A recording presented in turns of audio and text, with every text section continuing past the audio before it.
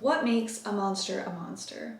Is it their appearance, the way they act, the choices they make? Is it because of how they look? Is it because we, as humans, call them a monster?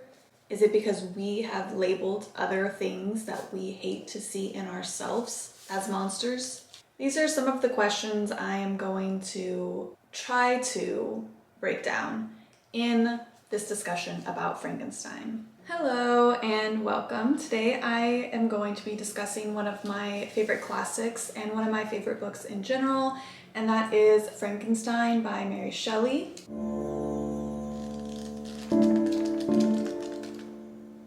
Now, a lot of us know and love the characters in movies that have been made that resemble Frankenstein, and a lot of us had to read Frankenstein in a high school or a college class. I'm gonna go a little bit more in depth in what I felt was important in this book, and it's an open discussion, so if you have any thoughts on my thoughts, feel free to comment. One of my favorite themes and subgenres in books is when authors can make me, as a reader, sympathize, empathize, feel for the villain or the monster, the bad guy of the book. And I think this book, Frankenstein, was the first classic that I read where I really grabbed a hold of the creation's emotions and writing and felt so deeply about what I was reading. I rated this book a 4 out of 5. I read it a couple years ago and I annotated my copy with some thoughts, but mostly just lines that I thought were really pretty, or that made me feel for the creation and made me hate Dr. Frankenstein. Some of the best books that I've ever read have really made me question what I know and think about good and evil, and have really made me question my own human and moral boundaries. I think a lot of times it's very interesting that things that are deemed monsters or villains in books are often given these human traits that we don't like to see in ourselves simply because society has told us that it's bad. Now, I'm not necessarily talking about murder and assault of different varieties and intensities. I am mostly discussing things like acting out of fear or intense rage, or the things that someone will do because they're scared of loneliness or abandonment, or the unbearable feeling of jealousy. These are things that we all experience, and yes, we all experience them to different degrees. So while maybe I experience loneliness at a higher degree than you, I would go to bigger leaps to avoid feeling lonely. You may feel jealousy or rage more than I do, and vice versa for every single person in the world. We all still do things that we're not necessarily proud of out of these moments of intense emotions, and sometimes we do them before we're even aware that we're doing them because of this emotion. When I was finished reading Frankenstein, I realized that this book was not such a horror book to me, but it was more of a tragedy, especially a tragedy about loneliness,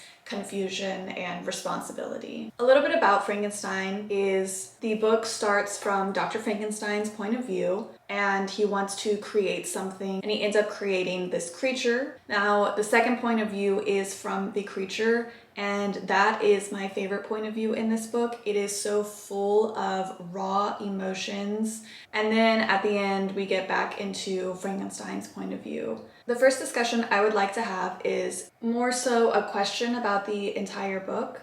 Is Frankenstein a think piece on parenthood?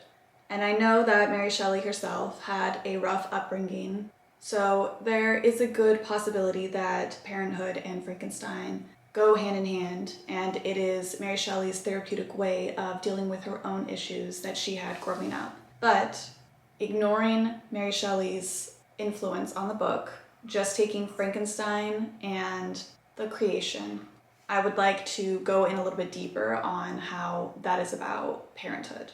Essentially, from the point of view that we receive of the creation, we can recognize that Victor, who created the monster, is a neglectful parent. If you create something, you should not abandon it. But if you do, you shouldn't do it in the way that Victor did. And then in the creature's point of view, we see a very strong representation of a child who mirrors the pain of other children who have been abandoned by their parents or raised by neglectful parents. The acting out, lashing out, not understanding why they were created if they weren't going to be loved. My take from Frankenstein is that this book is an allegory for parenthood and the need for parental responsibility and unconditional love in every child's life. A good representation of this emotion from the creation towards Victor Frankenstein, or what would be his parent, is this quote: "Remember that I am thy creature. I ought to be thy Adam, but I am rather the fallen angel, whom thou drivest from joy for no misdeed. Everywhere I see bliss, from which I alone am excluded. I was benevolent and good, misery made me a fiend. Make me happy, and I shall again be virtuous." There, the creature is referencing, obviously, the Bible, God, who made Adam. Frankenstein, there is God. Adam, there would be the creation. And Dr. Frankenstein viciously replies, "Begone, I will not hear you. There can be no community between you and me. We are enemies. Begone, or let us try our strength in a fight in which one must fall." And I think that is also a good representation for parents who believe they're in competition with their children, potentially mothers who believe they're in competition with their daughters for beauty or attention from male figures, fathers who believe that they're in competition with their children for attention from their wife or attention from other people, or perhaps from sports or other things like that. And in an essay called Parent-Child Tensions in Frankenstein, I will have that linked in the bio as well, come these thoughts. It is obvious that Frankenstein's neglect to the creation leads to the creation's suffering and subsequent actions. This shows that Dr. Frankenstein is not a good parent. I also believe that Victor externalizes some of his internal failures that he sees in himself onto the creature, which he uses as a way to remove himself from responsibility of the creature's actions and of taking care of the creature. In this book, we are shown that the creature, he is not born evil. He is not born with the intent to cause harm to others, to be mean, malicious, to kill. He is born innocent. And he longs for connection. He specifically longs for connection with his maker, Dr. Frankenstein, but that does not happen because Frankenstein is scared of him, is embarrassed of him, is unsure of what he has created, and out of fear, he abandons the creation. Now, it is specifically said that creation is not exactly an attractive creation. The way that he appears creates this fear in society, and this fear also comes across as the creation's first exposure to emotion besides abandonment. Because of all of this compiled rejection that the monster, the creation, is receiving, he turns to violence. In chapter 17, the creature says, "You are in the wrong. And instead of threatening, I am content to reason with you. I am malicious because I am miserable. Am I not shunned and hated by all mankind? You, my creator, would tear me to pieces and triumph. Remember that, and tell me why I should pity man more than he pities me." Because Victor Frankenstein never had a mother's love and understanding, he acted in fear and resulted in abandoning something that he created because he was unsure of how to love it when it wasn't what he expected it to be. Similarly, the creation never got the love and warmth from Frankenstein, his creator, his mother, and this caused him to seek a path of vengeance on Dr. Frankenstein, which led him to do a lot of different things. The second discussion I would like to have about the book Frankenstein is Victor Frankenstein the true monster of the story? Now, I know it is Dr. Frankenstein and the monster, emphasizing that his creation is the monster, But I would like to spin this idea around and shine light on Dr. Frankenstein as the true monster of the story. From the beginning, we see that Victor is obsessed with creating life, but right after he does succeed in creating life and he creates the creation, the monster, he quickly abandons it because it doesn't meet his expectations. He completely refuses responsibility and ignores the creation, runs from it. This isolates the creation and leaves him to experience the very beginning of his life alone. And then it's seen again at the end of the book when we're seeing that Victor Frankenstein's downfall is his selfishness and ambition. Early on in the book, Victor Frankenstein says, "Learn from me, at least by my example, how dangerous is the acquirement of knowledge, and how much happier that man is who believes his native town to be the world, than he who aspires to become greater than his nature will allow." It does become the paradox later in the book when everything falls apart because he succeeded in getting this knowledge. I've seen some arguments for Victor being the true monster because he is the parent to the creation, and so he does hold some sort of responsibility for the creation's actions, especially because he abandoned the creation so quickly and did not allow the creation to learn the rules of society and other things in a timely manner. A discussion I feel that goes hand in hand with Dr. Frankenstein being the true monster is, are Frankenstein and the creation the same person? And we're receiving dual point of views because the split brains. Something similar to Dr. Jekyll and Mr. Hyde, where there are two parts inside one person. This one is hard for me to believe, but I think it is a very interesting discussion because of the ideas that can come from this discussion that are very eye-opening about society and choices that people make. And I can't say that the first time I was reading Frankenstein that there weren't times that I was thinking, this is a think piece on that quote about there being two wolves inside of you and which one are you going to feed. There is an essay I read about the similarities between Victor Frankenstein and the monster that he created. This quote reads, "Family ties and vengefulness are truly one of the most significant aspects affecting the resemblance of both Victor and the monster. At a young age, Frankenstein was left by his mother after her death, and as a result, he never got to experience the true feelings of a mother's warm touch and love." This comparison and analysis between Victor Frankenstein and the monster